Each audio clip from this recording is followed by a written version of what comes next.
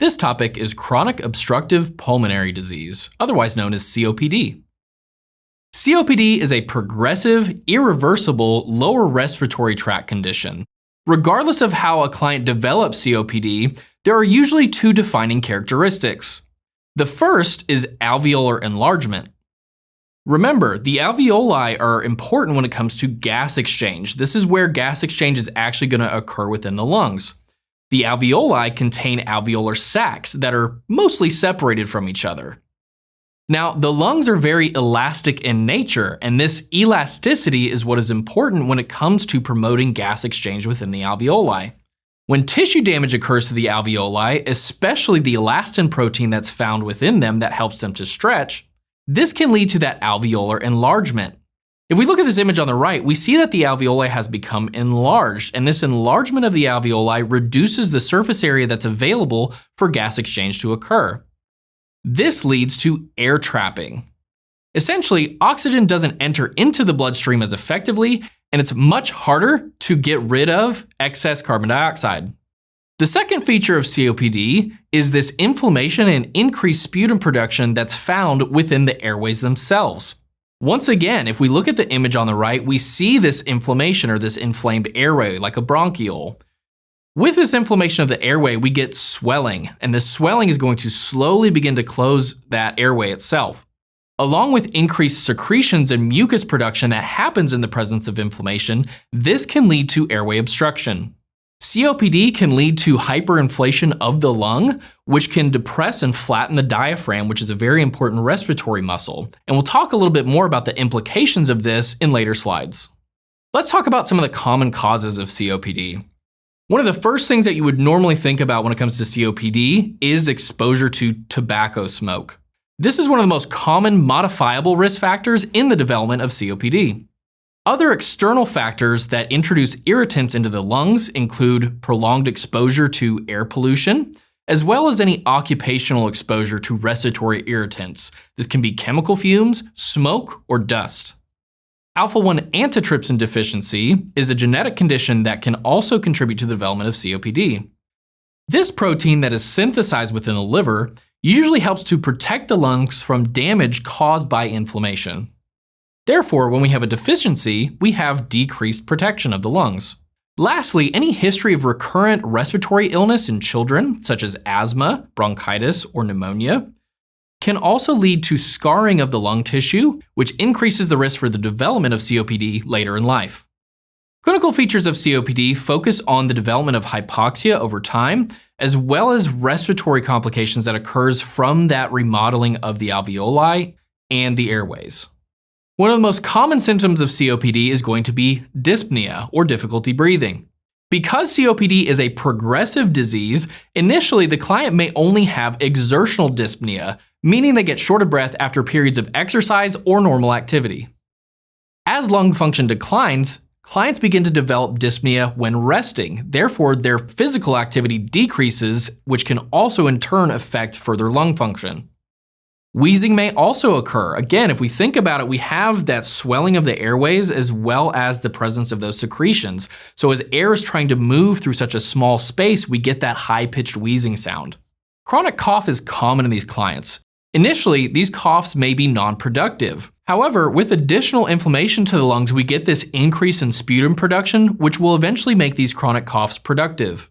Due to the air trapping that occurs within the alveoli, as well as hyperinflation of the lung, these clients will develop a barrel chest over time as the lungs grow larger and larger in size. Clients can become fatigued for a number of reasons. With chronic hypoxia, this leads to decreased tissue perfusion, which is going to decrease energy levels. Remember earlier we saw that the diaphragm becomes flattened?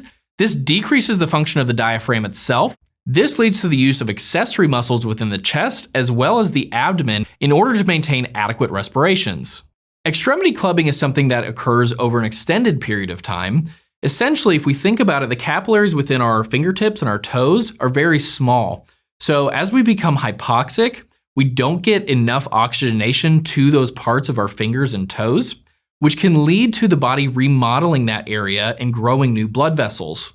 So as we get growth of blood vessels in these areas, our fingertips or toes can enlarge and become very bulbous in appearance. Diagnosis of COPD relies on the use of spirometry to measure the amount of inhaled and exhaled air that occurs during the respiratory cycle. A chest x-ray is useful to see air trapping that occurs within the alveoli and the formation of blebs, which are spaces of air and air pockets within the lungs themselves. And an arterial blood gas will show that the client's PaCO2 is increased while their PaO2 is decreased. Remember, with COPD, we have a decrease in gas exchange that's occurring within the alveoli, so we have a retention of carbon dioxide within the body. This CO2 will bind with water and create carbonic acid, which is why we say that a client is acidic when they have CO2 retention. These clients will exhibit a mild form of respiratory acidosis. Let's look at some complications of COPD. When hypoxia affects the blood vessels surrounding the lungs, this can lead to constriction of these blood vessels, which then leads to pulmonary hypertension. With pulmonary hypertension, we can begin to develop right-sided heart failure due to an increase in pressure that the heart has to work against in order to get blood to flow to the blood vessels in the lungs. So we begin to see jugular vein distension, ascites from the leakage of fluid from the portal vein, and the development of peripheral edema. Hypoxia can also cause secondary polycythemia to occur. When we are hypoxic, the body is going to release erythropoietin to stimulate the production of red blood cells. Therefore, we get this increase in the amount of red blood cells within the body, which can not only contribute to increased pulmonary vascular resistance, leading to additional hypertension, but can also cause bluish-red discoloration of the mucous membranes and the skin. These clients get a reddish, ruddy appearance to their complexion. Additionally, because of the increase in secretions and mucus within the lungs themselves, this increases the risk for things like pneumonia, as well as exacerbations and acute respiratory failure. Because COPD is a chronic condition, we need to focus on long-term management of COPD symptoms, as well as preventing any complications.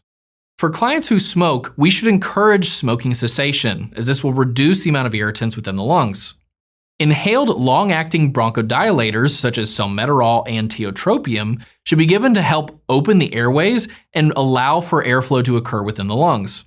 Inhaled corticosteroids will help reduce swelling within the lungs. And expectorants like guaifenesin can be given to help thin mucus and allow for expectoration of that sputum. Often, these clients may need supplemental oxygenation. Now, it's important to remember that with COPD, because of that chronic high level of CO2 within the blood vessels, these clients operate off of the hypoxic drive. If we give too much supplemental oxygen, this can repress their respiratory drive and can be dangerous.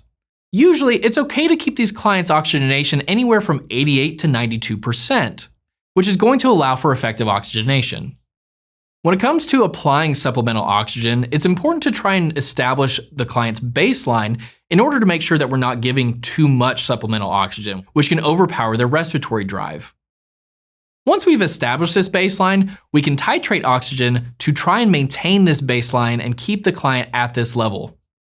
Other forms of chronic management include pulmonary rehabilitation exercise programs. This is going to help increase the client's activity level as well as promote lung function. Encouraging the use of vaccinations, such as influenza and pneumococcal vaccinations, will help reduce the risk of developing lung infection, which can lead to acute exacerbation.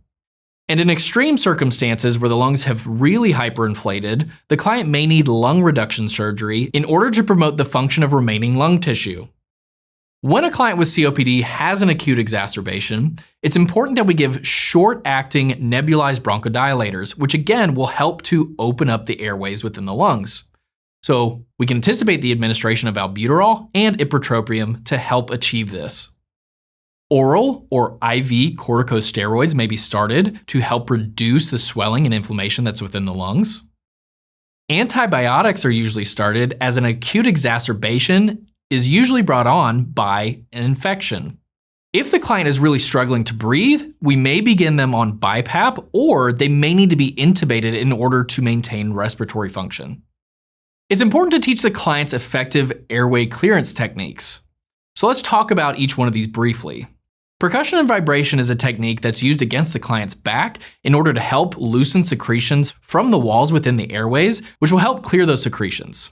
Postural drainage is something that we're going to use if we notice that there is a fluid buildup on a particular side of the lung. So let's say we have fluid that's built up on the right side of the lung. We will want the client to lay down on their left side, which will allow gravity to help drain fluid from the right lung out up through the airway itself.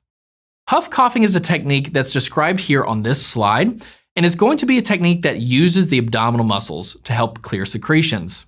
The client is going to inhale deeply through the nose and relax the abdominal muscles, and then lean forward and exhale sharply 2 to 3 times, making a huff sound. They're going to contract the abdominal muscles, and again, this is going to help expectorate sputum. Pursed lip breathing is a technique that we'll talk about on the next slide. The use of a cool mist humidifier will help to deliver moisture into the lungs and loosen up any thickened secretions. And regardless if a client is or is not taking an expectorant, the client should be maintaining an adequate fluid intake of at least 2 liters a day. To promote lung expansion and relieve dyspnea, the client should sit upright. And dietary changes will help with discomfort that comes from ingesting food or fluids. The more full that we get from ingesting food and fluids, the harder it's going to be for our lungs to inflate. Ways that we can prevent this is by encouraging the client to drink fluids between meals rather than during meals, encouraging ingestion of small, frequent meals that are high in calories and protein, and to avoid gas-producing foods.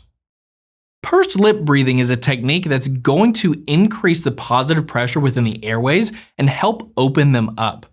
If you look on the left side of this image, we have a client that is not using pursed lip breathing technique. As you can see, we have these collapsed airways as well as that air trapping within the alveoli. When the client uses the pursed lip breathing technique, this opens the airways and allows for air to be expelled from the alveoli.